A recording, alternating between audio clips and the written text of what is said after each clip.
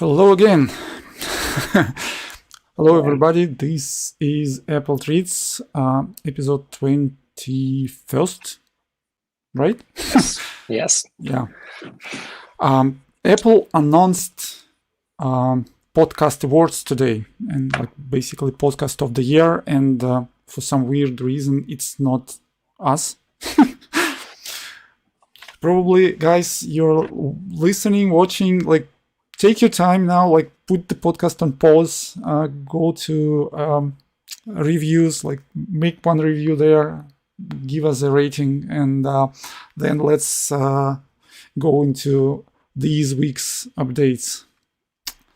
Next year we should be in this list, I believe. I definitely, I hope so. And you as our listeners probably will be able to help us here. So let's go for the updates. Beta digest, as usual. Yep. Every 2 weeks. Yeah. So new betas. Again, yeah. My usual question: have you tried any of them yet? Almost. So, by the way, they were released basically just when we finished our last update 2 weeks ago. And interestingly, there is one particular thing which is quite important for us, and that's the new Xcode. And specifically, one feature of that Xcode which enables concurrent builds, or basically it's some kind of build system integration which improves the concurrency of the builds, and that's actually speed ups builds a little bit. I tried that, but I did not try that in clean for basically try to build the project with this feature and use the previous beta to compare. So I will probably do that within these 2 weeks, and we might go for the review of this feature. But I also monitored the tweet storm on this, and it basically got positive feedback. Not that it makes builds 5 times faster, but it gives some speed up of the builds, and probably you could try that. And it seems that it doesn't break anything yet. Sorry? Don't you remember an exact percent? I know, 10, 20. It's something like 10, 20, yes. So it's not more than that. It depends. I think the percent might be higher for bigger apps, but not sure. I need to try that on one of our projects just to see if that really affects that. And will it affect more if you use Swift Package Manager to structure your project? So that's something I would try in following weeks, and I probably will come back with the results on our next update. And have you tried this on your Intel Mac? Of course. Nope. I know, Intel, not M1 Pro. Yeah, I have it on Intel, and it seems that it will have more effect on M1s, at least for reports from Twitter. So probably that's something to test other guys. I will be testing that on my Intel Mac, yes, and probably that will not give the but at least we still need to see it here. It might help it here too. So we'll see. I promise to take that for a test, and we will see.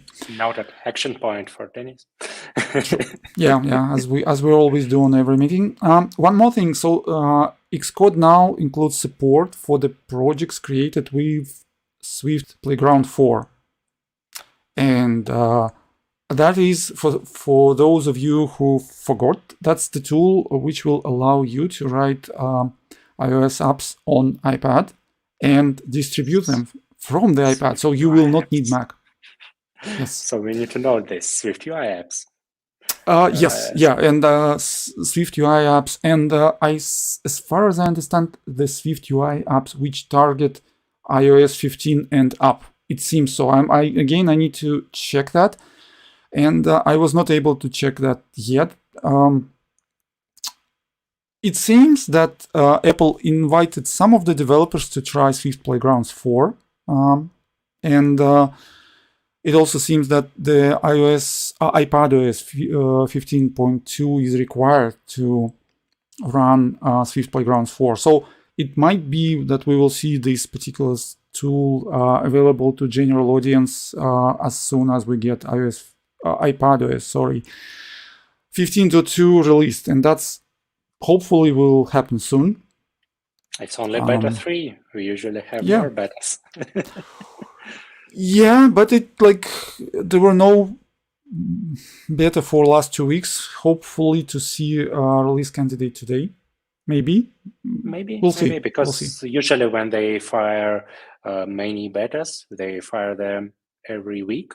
And now they are doing this only once in 2 weeks. So probably, we are very close to release. Yeah, at least I hope so. We'll see. And it's definitely, this should happen this year. So I kind of expect to see these updates happening in December. Okay.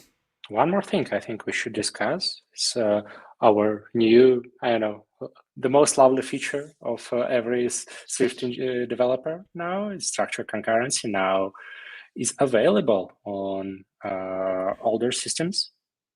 Yeah. Like what is like iOS 13 and later. Yeah. So, and macOS 10.15 and you will not be able to distribute those apps yet because the Xcode is in beta. But this is something again to wait for a bit. And I honestly think we will need to have our special episode on structured concurrency, not the deep dive, not the high-level review, but rather what actually happens there, because we see a lot of content happening now, like articles, some video resources like Swift Talk doing a review of structured concurrency, and they also find some interesting stuff happening there. And it seems that we need to review what's happening there from the developer's perspective, and what things you might encounter which will how would I say that politely, will be something which you do not expect. Let's put it that way. So there are some things which are the back. Yeah. So it's something interesting. We need to look into that, and I think we will do some review on the concurrency in following episodes. Yeah. By the way, since we touched a little bit Swift Playgrounds 4, have you tried Xcode Cloud's build? How it's called? I forgot. Yeah, we got the tool, and we not yet tried. So it's currently in beta. We can basically try to do that. The projects we are working on are not using that, and we basically have some restrictions on what we can do with the sources. Therefore, they are not eligible for the Xcode Cloud. But I think we will try to use some of our internal projects which are basically eligible for that, or some of our new projects for that. Not yet. And interestingly, I don't see much of the reports happening in Twitter or somewhere else on the Xcode Cloud. So there are guys having access there, they're trying, but no negative, no positive feedback for that. That's kind of interesting. Do I remember right that it should be Bitrise under the hood? Because they bought Bitrise or something? No, not a Bitrise. They bought BuddyBuild or something like this. BuddyBuild. They bought BuddyBuild some time ago, and it is probably BuddyBuild somewhere. But basically you interact with it as with Xcode build. And well, obviously you cannot build Android projects there, so it might be useful if your pipelines require like Apple specific, or you can have multiple CI/CD pipelines for different platforms, which is not typically the case. Actually, that's, I don't know. Like for small team, so Android team can build their pipelines on Firebase. iOS team can build their pipelines on Apple side. That should work. Yeah. And if we will also need to see the pricing for like actual Xcode Cloud when they will be like as a commercial service. If it's cheaper than, for example, Bitrise or something like that, then it might be like interesting. So as of now, we'll have to test basically how it works, how easy it's to set up simple pipelines to run tests, to I don't know, schedule some nightly builds or something like that. We'll see. I will probably work on that, but probably not for the next our episode, but hopefully to work on this this year. It looks like you have a pretty big backlog for your yeah, holiday. Yeah, probably that's true. Okay. Hopefully mine holiday is much shorter than yours. Right. Yeah, by the way, the holidays are actually a good time to try something. I mean, like, which is not relies on when nobody waits for you, like this should be done tomorrow. And we'll probably have some time to work on this. Okay. Some updates. Yeah. So what's iOS, watchOS? iOS 15. Let's talk about iOS. It's closer to us. So we have iOS 15.1.1 only for iPhone 12 and 13. Well, including the Pro models actually. But fix includes something for dropped calls. Never seen that, but probably happened to somebody. So nothing interesting there. No new features. No even like I believe there were no security updates there too. So like just plain bug fix for some important bug for somebody. And also watchOS 8.1.1 only for Series 7. Which probably much more significant bug. It's some addresses charging issues. So I don't know. I mean, like on like a battery drain issues because it seems like it's charging. I think it didn't charge, or it's probably charged too slow, something like that. Don't know. Again, I opted to not to buy Series 7 for now. I like try to keep myself now for it's New Year season. Don't say no yet. yeah, we'll see. But hopefully, I will be able to wait for the next model. We'll see. I think we need to. By the way, I just checked my iPhone, and it still has iOS 15, not even 15.1. Shame on me. That's weird. Shame on me. Yeah, that needs to be fixed. And iOS 15.1 gives you SharePlay, by the way. So, if if you decide to do something on your FaceTime calls, you will be able to find some apps and try that. Since but enough of that. On work, it should give me share work, not SharePlay. yeah. Oh, by the way, you will be able to share screen using FaceTime calls. Yeah. Again, awesome. Based with the SharePlay technology, I believe. So like it's something there. Cool. Yeah, I mean, we need to cover 2 programs which Apple started during these 2 weeks, right? Yeah. Have you ever disassembled your iPhone? By the way, yes, I once replaced back panel for iPhone 4. And that was kind of easy. The only thing I needed is like to have the new panel and very, very specific screwdriver. which Apple is famous for. Yeah, I remember I replaced battery in my iPhone 5 a couple of times, but yeah, that was pretty easy. But now it would be much easier with Apple's new, how it's called, self-service repair program. Right. Yeah.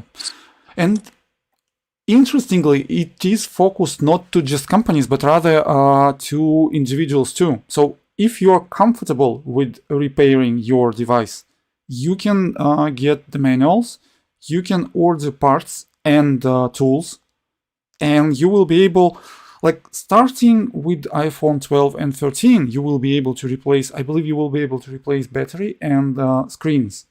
And other kind of repairs will be available later. So it's not just tools, it's not just the parts which you can get, but also the manual how to do that. That's really cool. Instead, so iFixit is dead, finally. Yes, but again with genuine tools and parts, which is probably one of the great things. Need to mention that it starts in US and other countries are to be added in next year. And they will also include Mac computers with M1 chips, also probably in the next year. Interesting. What can you repair in Mac M1 laptop? That's really interesting. I mean, well, probably again battery replacement, maybe. I thought that battery is very, very custom there. Okay, yeah, it's interesting to check this. So, yeah, and like I think that the battery replacement is not that much important for Macs. I mean, I never did that on any laptops I had, and I basically I know that some people do that, but I'm not. Again, it's probably you need to work a lot to like wear out the battery for Macs, especially with their new features, which like basically try not to overcharge it and everything. So we'll see again. I think it's more about keyboard, trackpad. That might be interesting. More interesting for everyone. Yeah. Hopefully the new keyboard will not need that kind of service that much. I don't know, once my cat destroyed my keyboard of my laptop, so I had to replace it, and that would be wonderful if I had opportunity to replace it by myself. Yeah, well, yeah, in that case, true. And speaking of Macs, there is another program which launched for the businesses actually. It's like MacBook upgrade program for business partners, which targets small businesses. And you basically, it's like somewhat MacBook under subscription. So you pay small fee each month and you have MacBook, and you will have it replaced with the new model when the new model becomes available. So MacBook leasing like this. Yeah. And again, for US only, and not sure if it will launch for other countries, and because they're working with one of the partners for the financing. And yeah, by the way, no desktops for now, so you will not be able to get new iMac like this colorful thing under this program. Who needs this? Of course. Yeah. By the way, do you wait for the iMac Pro, which will be powered by M1 Max, at least just to see how it not just M1, but M1 Pro? Yeah, I want it actually. Okay, being honest, I'm waiting more on Mac Minis with these more powerful chips, because yeah, iMac is really cool. This beautiful monitor, so on. But I don't have so much money. So Mac Mini is true. It will be expensive. I'm like, we definitely can predict that. So if the new MacBooks are expensive, that machine will be like, I don't know. Let's wait. I mean, it's interesting what will 3,000 plus something. Yeah, like definitely. It's but looking how M1 iMacs are done, like it is something which I want to have on my desk. It's basically like just nicely looking and having the same thing, but with proper power of M1 Pro or M1 Max. That may be more interesting. We'll see. So good old Johnny Ive vibes on your desk. True. Yeah. And it's interesting. It's this particular moment. I really want to have a couple of machines now. So I need something to stay on my desk, which will be powerful and nicely looking, like that kind of iMac. And I also want to have something to take with me. And I'm not yet sure that that thing should be iPad. I mean, it's still, I would probably want to have maybe MacBook Air with M1, just to like be able to work on the go and in quietness. So it's definitely the time to have multiple Macs. Well, at least if I will be traveling much. So currently, most of us probably staying at home most of the time, and therefore not too much need in that portable Mac. But hopefully, sometime into the future, they will be more needed than now. Please vaccinate. Yes. Yes. Yeah. Do that, guys. We won't travel.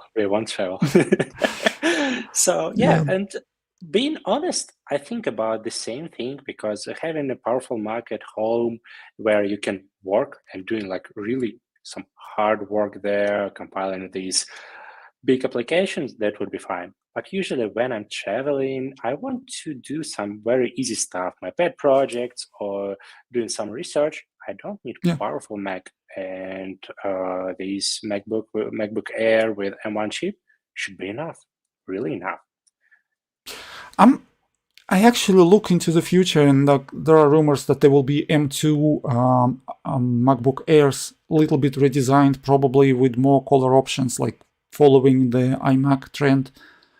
That's something I will probably look for if I will not buy this MacBook Air before that, like with just M1 chip. I mean, the M1, even like if we know that the M1 Pro is better and everything, M1s are still cool. I mean, like they're piece of art which you probably want to have still, like even like having all rumors of the M2 with newer chips, with newer like cores, which will be even more power efficient and more performant at the same time. Like with all of that, I think like M1 still holds as a great machine for almost everybody. It's still much better than my i9 Intel MacBook. Exactly. That's something I would wanted to say here too. So it's even like all things aside, it's still better than the Intel Max. Okay. Enough of that. Let's move on. Speaking about long build times, so could you tell us about Spotify and their really fresh release? Yeah. By the way, Spotify released not the app, but actually the project, which is also an open source project, which is cool. And this, we are talking about XCRemoteCache project, which targets one particular problem which probably all of us developers face. It's long build times, and they promise up to 70% decrease in build time with this particular tool. And in a nutshell, this is basically a cache, as it's called. So you get cached artifacts for the builds. You will probably download them from some resource. You will need to set up some kind of server there, and they have instruction how to set up those. I mean, like even like you can use some S3 buckets or something like that. You probably will be able to set up on your. Pretty simple, because it should support only like 3 methods, like for posting, patching, and deleting. Like getting, I don't remember. Like really, three simple actions, and that's enough. And then you can implement it in Swift by yourself if you want. Yeah. And by the way, so this particular project is open source, so you can also review how it's done, and you can also contribute. Like again, really appreciate Spotify for doing this. it might not be the thing for everybody. But if you have a team who works on this on the project, you probably could give that a try. That might help you.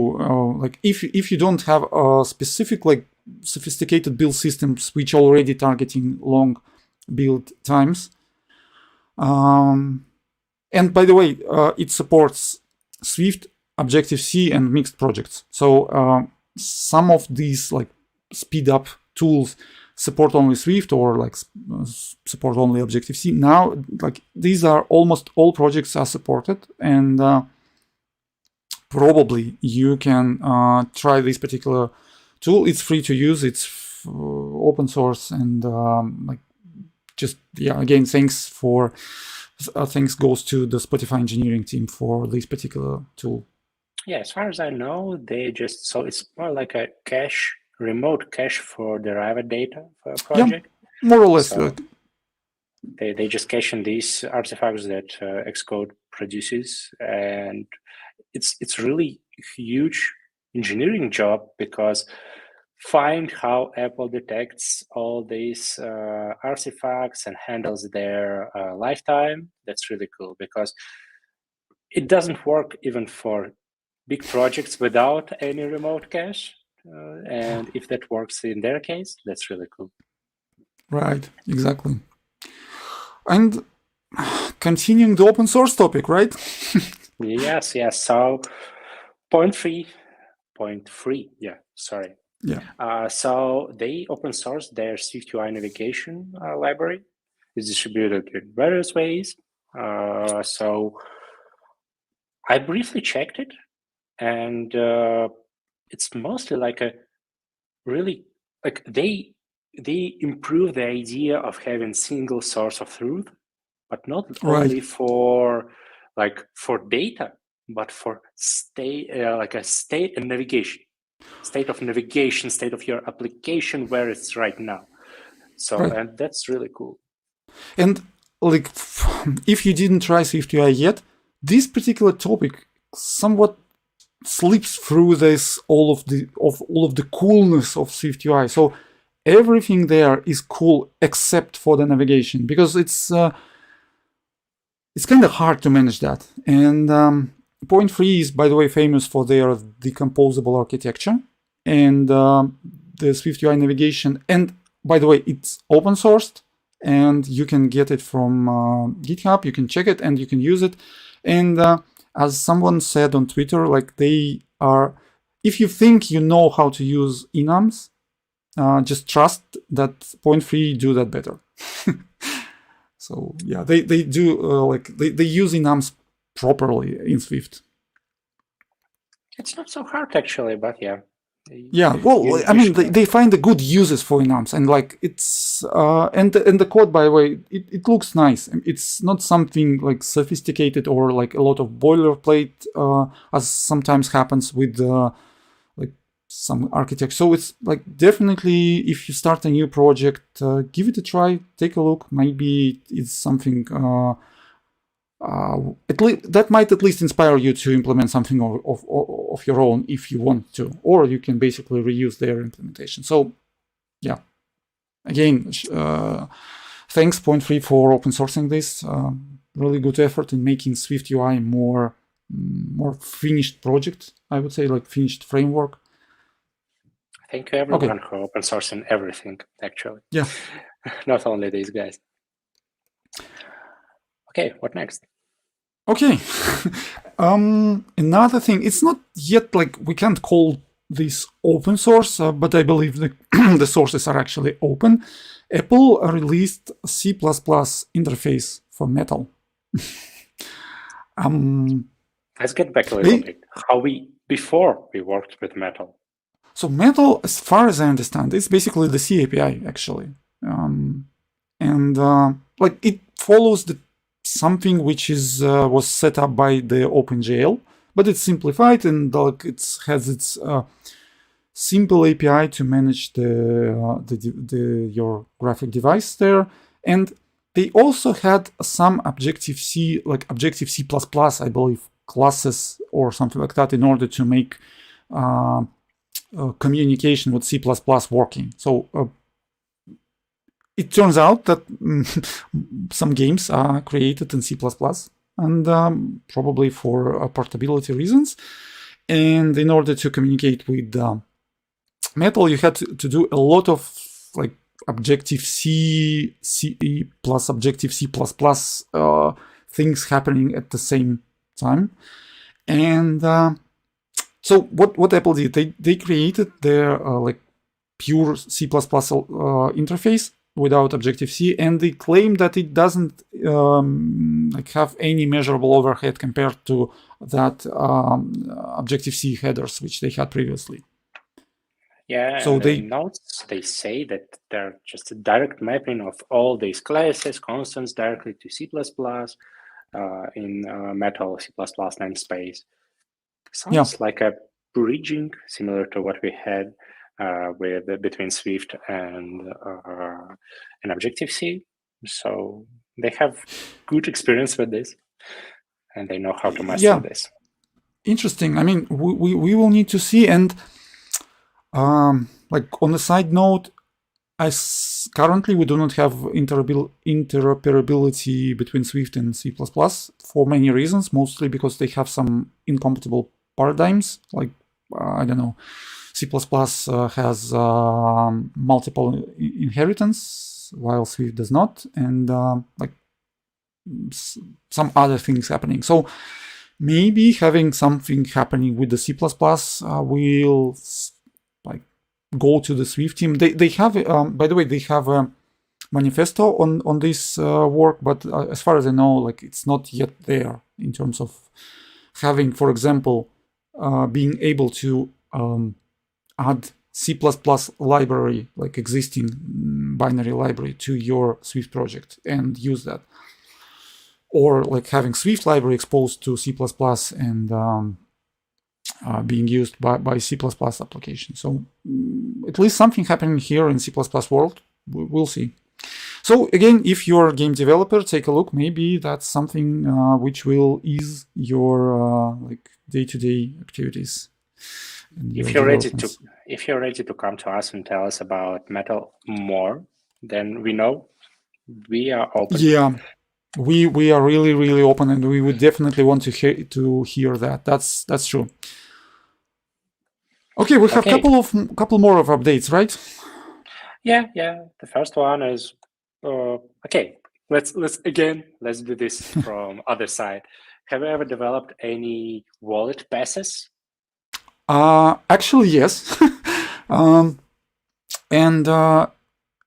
it's not that hard to do, and you actually, but it's not like what you typically do in your app. That's usually happens on your server, because you need to create a specially crafted zip file with some JSON manifest. And you need to sign it. Yeah, so it typically happens on your server where it creates that particular file. But in a nutshell, wallet pass is except for the payment cards, but they are also probably something like that internally. But like regular passes it's just a zip file with some metadata inside. So what Apple promised us, I believe it was on WWDC, they promised that at least in the US, in several states, they promised to deliver driver license, IDs as a pass in the wallet, and they postponed this till the early next year, I believe. And well, they that's true. Some rumors say that might be related to the TSA readiness. So basically, it probably like the guys who will be checking your ID card are not ready to accept digital IDs. So it might not be the iOS limitation, but rather like the general infrastructure is not fully ready to accept these kind of cards. I don't know. Yes. As usual, governmental structures, they are not ready for innovation. It takes some time for them to get comfortable with this. Right. Yeah. It's by the way, we will come back to the Tech Talks later. But one of the things I've heard on the Tech Talks is the they are actually already have implementation of so-called verifiable medical results, which is basically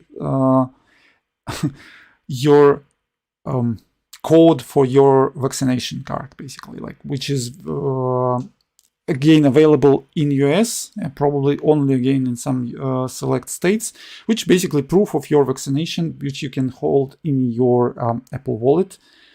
And it contains enough information to like basically prove that you are owner of that, and that will tie to your identity somehow. And so some kind of like specific cards are there, but ID cards are not.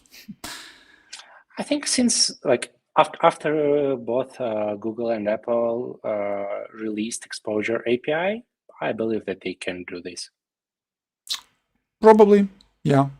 And interestingly enough, the API, like, it doesn't get any much of the attention now, but it works. I mean, I spoke with a couple of friends living in different countries, and they say that their apps sometimes now report like you potentially might be exposed, like you might consider seeking like doing a test. So they basically have this app installed, and they like sometimes get notifications when they go outside. So it is already happening, and that's something interesting. But we are not seeing that much. We are not hearing that on Twitter. But these APIs actually work. Maybe not in a full in a full extent, and not everybody installs the app or enables the feature or anything. But something is happening there, and like if you get this notification, like being able like from some like it's not a contact, but probably you passed by some random person having the same app installed on them. That's actually a good sign. Maybe technology do something actually. Actually, there are two different kind of notifications. So they have these short like contact. It's not a notification, it's just like in my app in Lithuania, just a counter. You met 4 people who were sick. So and that was probably somewhere in a shopping mall and like something like that. No. And actually, since the beginning, I have never received any of like a big notification that you were in contact with someone. So yeah, probably you need to be. There are some like limits internal which trigger this particular notification, and you probably need to be like in close proximity for some reasonable amount of time. Probably something like about I think 10-15 minutes, and yeah, like this. But yeah, that works. Yeah. So again, like something which is not much of like you don't hear much about that, but thing actually works. That's good. And as I said previously, when this particular collaboration was announced, that's a really good thing that these companies came together and brought this particular tool to market. And hopefully, it will not be abused by governments or something like that. And people will have trust in these particular tools, which, by the way, like if you don't know this, the framework itself is focused on privacy. It's not like your iPhone just sends its own ID and your personal data outside. They have a lot of cryptography tools built in order to protect your identity and in order to not to reveal it in any kind, and everything happens on device, and the key exchange does not reveal the actual user and everything. So it's really important to see how it works. It's and by the way, it's nicely implemented. Yeah, that's what happened when engineers communicate with engineers instead of managers with managers. Sorry, managers. Okay. Right. Okay, but what happened when hackers communicate with Apple? With governments. Or with governments, right? So probably you all heard about this NSO Group, which famous for their Pegasus software, which used forced entry exploit in order to basically install spyware on the phones, on the iPhones of some like journalists and some presidents, I heard. like, yeah, and like even presidents, right? It's like have no idea like what will happen next. But so Apple's use that company, and they actually use one particular thing in order to make this case. It's basically like they're saying that they were using Apple's infrastructure in order to like hack the phones and does iMessage. So they try to use that particular thing. But aside from the lawsuit, there is one particular thing here which I like. Apple announced that they will notify users if they suspect that the user is under some kind of attack from state-sponsored companies. And they will put the notification on your Apple ID site. They will send you an email and iMessage. So you will get the notification if Apple thinks that you might be a target for this kind of attack. So they are not sure. They will probably they will not notify you of any attack there. I don't think that's actually possible, but they will try to guess if that particular attack is happening. And if so, they will do their best to notify affected users. And that is actually an interesting thing. And one thing bothers me here is that some governments might consider this as, I don't know, unfriendly action from the commercial company. But I really hope Apple will stay here, stay strong on this particular thing, and they will actually deliver what they promise here. Yeah, and in that case, actually, false positive is much better than false negative. True. So yeah, it's you probably will be able to wipe up your phone or even replace it. If you're well, if you're a journalist or you're doing something which might be considered by the governments or some states with not friendly for them. So again, nice move from Apple, and we'll see how it goes. And as far as I know, there are no official comments from the governments, from any of the governments in regards to this particular move from Apple, but most of the people who were reviewing this particular lawsuit and this notification stuff said that Apple is doing definitely right thing here. So that's a good thing to do. I just believe that the responsible agencies who use this software, they're not entitled to make some announcement and discuss this publicly. Yeah, but again, I was kind of expected that some governments will say that this is when commercial company tries to influence the governments and stuff, but nothing there. Probably everybody just trying to keep the poker face and said, no, we are not doing that anyway. So if you try to blame Apple for this particular move, then it's probably you who were doing that, right? So probably that's why we are not seeing that much. So in my opinion, it's just similar to speed cameras and warning signs before them. So it doesn't mean that you will not drive fast outside of the limit of this speed camera, but still it forces you to do something before it. And similar here, if you believe that something is wrong with your phone, stop doing what you're doing and take a pause. Yeah, and well, that's true. I mean, definitely. Okay, one last thing to say before we wrap up, and that's so probably you all already heard about the Apple Talks. We spoke about that a couple of times, and they are going to end on December 17th, and Apple just announced the last update to the schedule with all of the latest sessions and office hours. So again, if you were not able to join the previous sessions and you see that something interesting for you is there, just register for the session or schedule an office hours with the Apple engineers on your topics. You can still have time till December 17th. And interestingly, I was visiting a couple of the sessions. Like just today, there was a session on private relay feature, and there were a couple of answers in terms of like how you can detect the presence of the private relay and how apps might be affected and everything. And it seems that Apple tries to do their best in order to answer the questions from the audience. I got my questions answered there, so like I have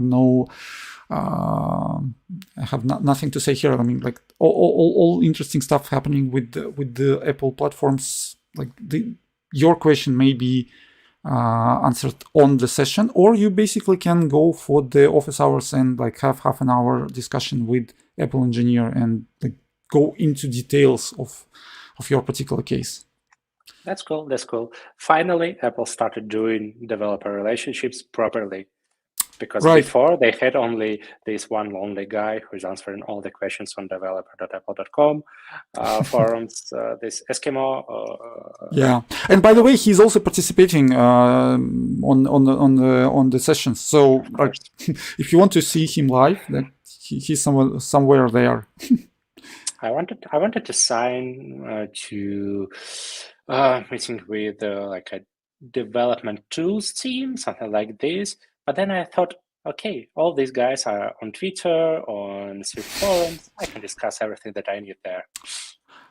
Yeah, but like if you think that you like want to ask something, just do that. And like from my perspective, like from what I see there, Apple is actually really, the engineers are really interested in discussing something there. So like really, I mean, I saw the how they took questions on the sessions. Like basically, like they were like, oh yeah, that's an interesting question. Like that's something we can do that, and like we can do this or this, and so like probably they might be interested in your questions there too. And one thing they said that the questions, even if they are not able to answer them like directly, or they like struggle with the proper answer, they give them a direction on what to do next, like what maybe documentation to put on the site, or change the framework, and like how to develop it further. So as a developers, we have an influence on this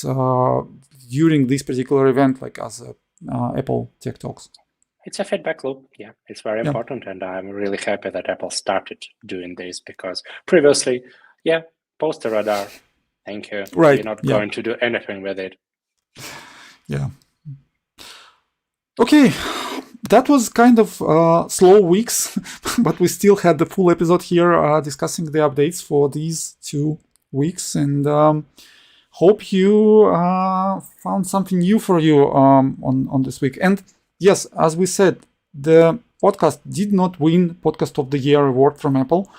So we kindly ask you to go to your podcast tool and give us a rating, write a review, honest review, like just feedback like, loop. Yes, we will do our best to make it even better. And thank you for listening and watching us. Okay. I think we're going to see you in 2 weeks. Right. Thanks. Thanks, guys. See you in 2 weeks. Bye. Thank you, everyone. Goodbye.